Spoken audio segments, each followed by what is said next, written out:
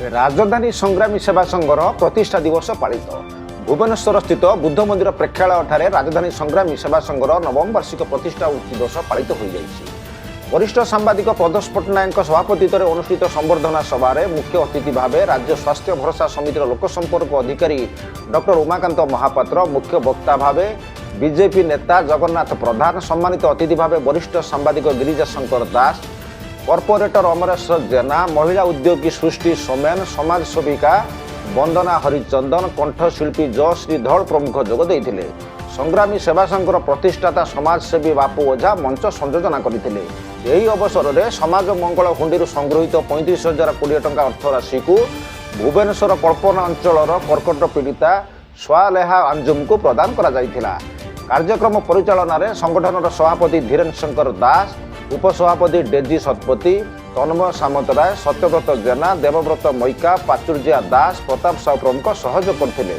शेष में विभिन्न क्षेत्र में सुनाम अर्जन कर व्यक्तिशेष मानू राजधानी भुवनेश्वर गौरव सम्मान प्रदान कर देखा। सेवा संग्राम स्वेच्छासेवी संगठन आज हूँ नवमतम स्व नक्षत्र दिवस।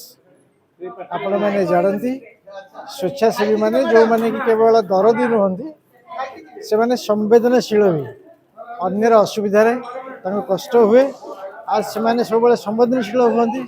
तेणु बिना द्विधारे जाति धर्म वर्ण कौन प्रकार से कथा चिंता न करी से साहय कर हाथ बढ़ाई दिखती। ये माटी उत्कल माटी हूँ उत्कलमणि गोपबंधु दास माटी। तेणु ये समाजसेवी मान परिचय भिन्न यही परिप्रेक्षी कार्यक्रम होती संगठन को मुझे साधुवाद दूँ। राजधानी सेवा संघर नवम वार्षिक उत्सव प्रथम सेवा संघर समस्त कर्मकर्ता को अशेष शुभेच्छा अभिनंदन देवी कि ये गोटे कार्यक्रम को 9 वर्ष धरी जारी रखिंट।